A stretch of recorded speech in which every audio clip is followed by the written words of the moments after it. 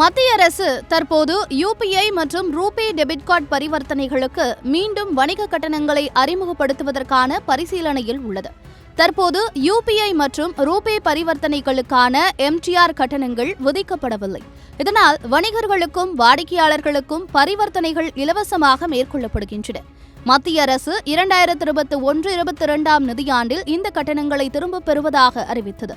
மேலும் இதன் மூலம் 2019-20 ஆண்டில் வணிகர்கள் வங்கிகளுக்கு 1% கட்டணத்தை செலுத்தி வந்தனர்.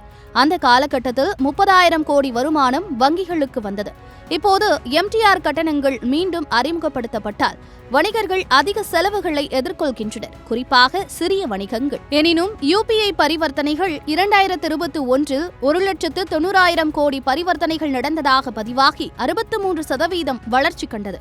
இது வருங்காலத்தில் எம்டிஆர் கட்டணங்களை மீண்டும் அறிமுகப்படுத்துவதால் பாதிக்கப்படலாம்.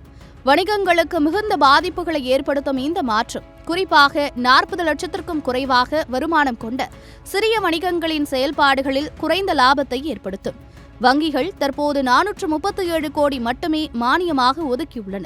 இது கடந்த ஆண்டின் 3,500 கோடியை விட மிக குறைவாக உள்ளது. பெரிய வணிகங்கள் தற்போது விசா மற்றும் மாஸ்டர் கார்டு போன்ற பரிவர்த்தனைகளுக்கான எம்டிஆர் கட்டணங்களை ஏற்கின்றன.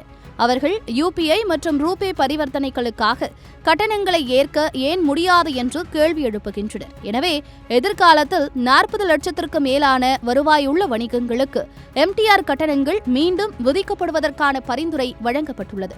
அந்த வகையில் யுபிஐ பரிவர்த்தனைகளுக்கு மீண்டும் கட்டணங்களை விதிப்பது அதன் வளர்ச்சிக்கு பாதிப்பை ஏற்படுத்தலாம். தற்போது யுபிஐ பரிவர்த்தனைகள் இலவசமாக நடைபெற்று வருவதால் இவை மிகுந்த அளவில் பயன்படுத்தப்படுகின்றன. ஆனால் கட்டணங்கள் மீண்டும் அறிமுகப்படுத்தப்பட்டால் மக்கள் மற்றும் வணிகர்கள் இதை தவிர்க்கக்கூடும். இதனால் பரிவர்த்தனைகள் குறைய வாய்ப்பு உள்ளது. கடந்த சில ஆண்டுகளில் 2 லட்சம் கோடியை கடந்த பரிவர்த்தனைகள் நிகழ்ந்துள்ளன. கட்டணங்களை மீண்டும் விதிப்பது இந்த பரிவர்த்தனைகளின் எண்ணிக்கையை குறைக்கலாம் என்று கருதப்படுகிறது.